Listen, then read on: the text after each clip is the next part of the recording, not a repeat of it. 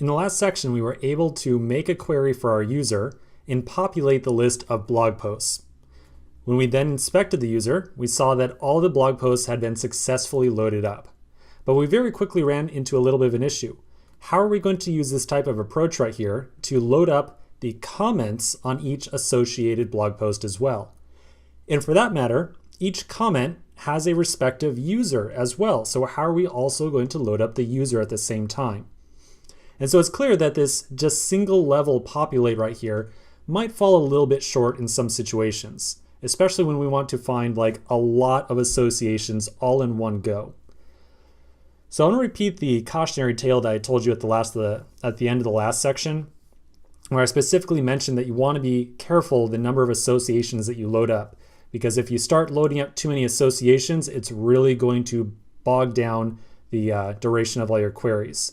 So you definitely want to be very careful. So we are going to walk through the process of loading up a user, all their blog posts, all their comments, and all their users as well. But again, just be careful with this approach. Okay, so let's give it a shot.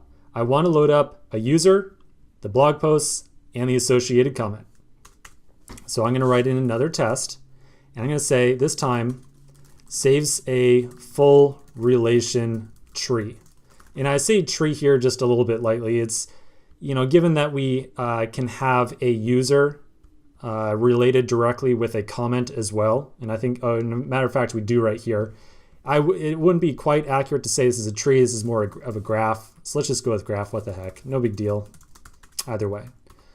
Okay, so in here, we're going to start off by loading up our user. We'll get the blog posts, we'll get the comments, we'll get the owner of each comment, and then we'll make some assertions about it. Okay, so let's see how this goes. We'll first start off by doing our user find one with the name of Joe. So we've seen this much so far. This forms the initial query. Now we're going to tack on a additional modifier to this in the form of populate. Now previously we just passed a string to populate and said, hey, go find this particular key and toss some data in there. Just resolve everything.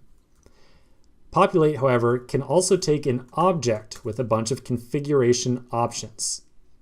One configuration option that we are going to make use of is the path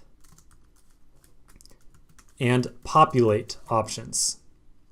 The path option that we see right here is going to say inside of the user that we fetch, we want to recursively load this additional resource. So for us, the user Joe has a property blog post that we want to populate. So this path key right here works much in the same way as how we were using it up here.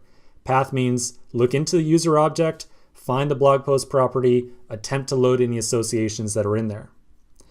Now the populate key right here starts to get a little bit more interesting.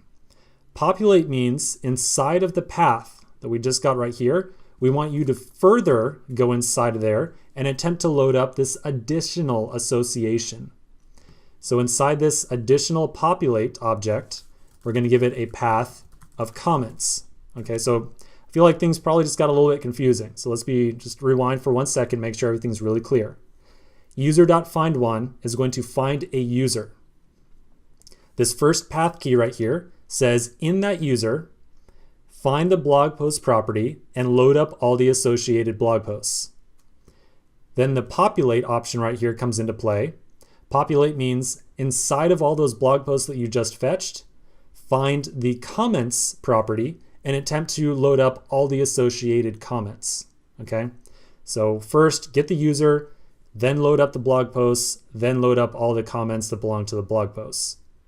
There's just one little issue. When we start loading up these nested associations, Mongoose requires us to tell it which model we want to be using. And when I say model, I mean specifically like out of all the models that we've registered with Mongoose, remember with the mongoose.model, which model do we want to use for this nested association? So we can pass in the string of comment right here to tell it that, okay, when we load up these comments, we want to use the comment model like so. Okay, so this is very quickly getting out of hand. So I think maybe right now is a good time to pause, execute this query, and see how we're doing. So let's put on a .then to actually execute this. we'll take our user and let's just console log the whole thing. And then I'm also going to remember to put on my done callback so that Mocha doesn't think that we're throwing an error. Okay, so let's save this. And okay, so it looks like we've got Joe, we've got our blog posts, and we've got an array of comments, and it's still kind of like how it looked last time when it still was an ID. So let's narrow down the console log and instead look at blog posts at 0.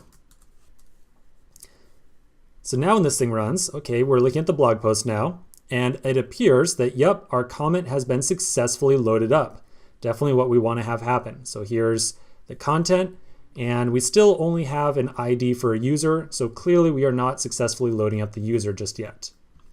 Well, here's where the real magic comes into play. If this looks confusing right here, we can go even deeper. This is like pretty much Inception. It's identical to Inception. What am I saying? It's totally identical. So we have loaded up the comments property by using the populate option on here. We can now say on each of these comments that get loaded up, I want to also populate the user property. So look at the user property and load up whatever's there.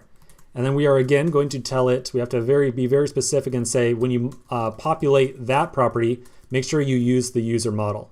And so again, this model right here is saying go and find whatever model is referenced or registered with Mongoose as a user. So I'm inside my user file right now, and use that to populate this additional association. All right, so let's save this and see how we're doing. And looks like we got a little bit of a crash here. I think that I have a little bit of a typo. My mistake, I got ahead of myself. Yeah, I forgot a comma right after model. So do watch your commas. Make sure you've got all the appropriate ones in here. Totally my mistake. So let's save it, run this again. Okay, so now we've got the blog post, the array of comments, and a user that is an object apparently. So still, clearly this is not just an ID anymore, but let's add in a little bit more specific console log and make sure that we're getting the correct user here as well. So now again, back down in my console log statement, we're gonna say, take the user, find the first blog post, find the first comment, and console log that. All right, so here we go, full circle. We're now looking at the comment by itself. So here's the content of the comment, and here's the user who is Joe. And if we were just completely insane, we could nest in a bunch more preload options to then go through again and load up all of our blog posts recursively. So, man, this stuff definitely gets overboard pretty quickly as far as loading associations. You definitely have the option to go as deep as you want by nesting all these populate options. But you definitely have to be careful, again, to make sure that you're not going to find yourself in a case where you're accidentally loading up like tens of thousands of records, which is definitely possible depending on the type of app that you have. All right, so I think the very last thing that we're going to do in this section is probably going to be pretty good to maybe write a test around all these resources that we just loaded up. So I'm going to take out the console log statement. And I think that we'll just make one assertion about a single property on each object that should have gotten loaded up off the user. So we'll start off by saying assert that the user's name is Joe. I think that's a safe assertion. We'll assert that the first blog post has a title of, what do we use? JS is great. Not great, but JS is great. Let's assert that blog post 0. Now we have to look at the comments array. So here's comments. We'll get the first comment, and then the comment has a content property, and we'll make sure that that is equal to whatever we used for the set for the content. So I'm going to scroll up and find whatever we used, because I certainly forget by now. Okay, grats on great post, or congrats on great post. So congrats on great post without a period. I'm going to zoom out for a minute just so you can see everything. Okay, there we go. I think that's legible, right? Hopefully that's pretty good. And then just to do the full circle, everything that we can possibly do, we'll assert, and now here's the real long one, user.blogpost at 0.comments at 0.user.name is Joe. All right, this is definitely a mouthful right here. If you want some real good practice with destructuring, by the way, I challenge you to try destructuring some of these properties. I'm just going to throw that out there. All right, let's save this and see how we're doing with our assertions. So we'll run it and, darn it. It looks like we've got a little bit of an error somewhere. Chances are I might have, yeah, I'm sure you were all just yelling at me as I type this out. I use blog post. It should be blog posts plural. So I'm going to fix that up real quick. So blog post, posts, comments, comments. All right, let's give this another shot. Okay, 22 tests passing. So clearly, this is working out pretty well. One thing that might be a little bit of fun is you'll notice that after every single test over here, we get a printout of the time that it takes. Let's get just like a very simple, stupid benchmark of the query that we just added in by looking at the time that this takes. So just to make sure, I'm going to do a save over here again to get my test to rerun. Okay, so last time was 429, it's 439, 470. Okay, like basically mid 400s.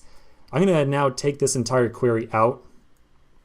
Actually, let's just put an X. So we'll exit, so this will ignore the entire spec. So let's run this now and see how long the query takes. Oh, all right, well, 455. 383, okay, well, that's definitely a difference. 438. So I think that it's definitely a significant, well, not 43. Okay, this is a very unscientific method of benchmarking. So we'll just say this has an unknown impact on query performance. We'll figure out a little bit more about benchmarking later. Maybe using Mocha for benchmarking isn't the best approach. Anyways, sorry to run this section really long, but we've definitely gone through a lot of content. Let's continue in the next section.